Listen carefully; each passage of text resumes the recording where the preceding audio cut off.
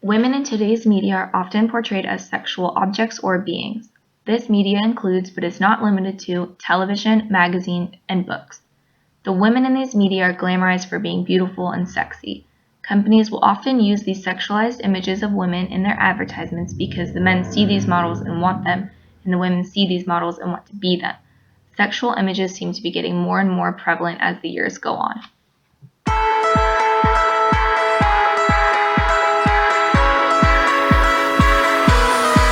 This research study will answer the question of, to what extent does advertising in 3 2015 issues of Cosmo magazine represent women and men as sexualized and/or resistance to this category?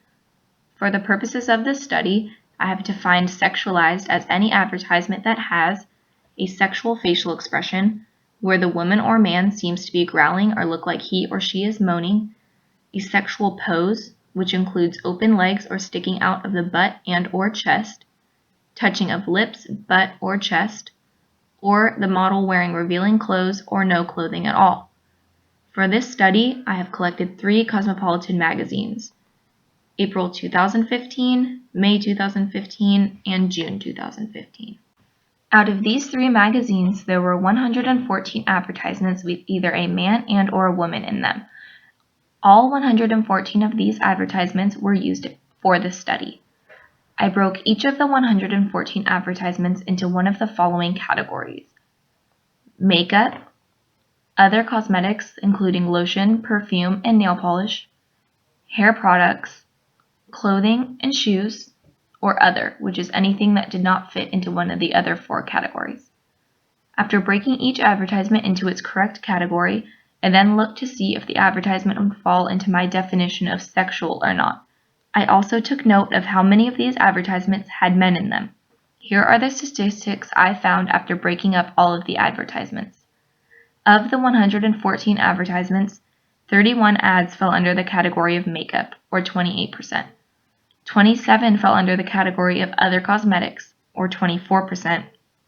20 were considered to be hair products, or 18%. 19 were clothing or shoe advertisements, or 16%, and 17 advertisements, or 14%, were in the other category.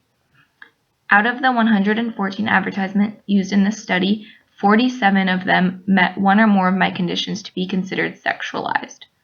Of these 47 sexual advertisements, makeup accounted for 11 sexual advertisements, or 23%. 15 of them were in the category of other cosmetics, or 31%. There were 8 sexual hair product advertisements, which is 19%. Clothing and shoes accounted for 9, or 19%. And others totaled to 4, which is 8%. This magazine had very few advertisements with men in it, which was not all that surprising because it is a woman's magazine. However, there were a few. 10 of the total advertisements had either only a man or a man and a woman together. This equates to only 8% of the magazine's advertisements. Of these 10 advertisements featuring men, 4 or 40% fell into the category of sexualized. One thing that I immediately noticed in my research was that almost all perfume advertisements were defined as sexual. 9 out of the 12 perfume advertisements that I had in my study were considered to be sexual. According to Reichardt, products such as clothing and fragrance are advertised in a more sexual way due to their nature. Large and well-known companies are often the ones who are making these sexual advertisements for all of their customers to see. As Ismail Ised says, worldwide known and profitable brands such as Victoria's Secret, Calvin Klein, Giorgio Armani, Nike, and Gucci are all known to form powerful brand identity in parallel with sexual identity of women. As I have previously mentioned, advertisements have only gotten more sexual as the years have gone by. There has been an overall increase in sexual dress and portrayals of women and intimate contact between men and women from 1983 to 2003 in ads of different types of magazines. This is according to Emily Blaha and the research she found from Reichardt and Carpenter. In this study, in the year 1983, 28% of female models were dressed sexually in comparison to the 49% in 2003. This percentage is in close comparison to my personal research study, which found that 41% of the advertisements were seen as sexual. Compare these makeup advertisements. The photo on the left is a makeup advertisement from the 80s. The photo on the right is an advertisement from 2015. This is a great example to show that advertisements have gotten more sexual as the years have gone on. In advertising, the perception of sex sells is widely popular. Gail Dines explained her views on these advertisements. White, hypersexualized female.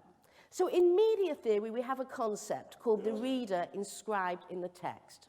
So look at this woman. Look at her clothes, look at her face, look at her posture, and look at her gaze, G-A-Z-E. Now, who is she speaking to? Because the notion is that every image has a reader in mind. Before you answer, do you think she's speaking to her mother, saying, let's go for a cup of coffee after the photo shoot? So who's she talking to? Who's she speaking to? Men. And what's she saying? Fuck me. Would you all agree? I have extensively covered the representation of women as sexualized beings throughout this presentation and have not touched much base on men being portrayed as so. This is because men are not seen as often as sexual beings. There was a study done at the University of Buffalo that showed that women have become increasingly sexualized, but the same is not true for men. However, this is not to say that there are absolutely no sexual advertisements of men, because there are. They simply just are not as prevalent of those of women. In conclusion, my research of 3 2015 Cosmo magazines, as well as the research of others, has shown that the representation of women as sexual objects and beings is very high. It is much higher than it used to be in the past and continues to grow with each year. This research has also shown that although men do get sexualized to a small extent, it is not nearly to the extreme that women do.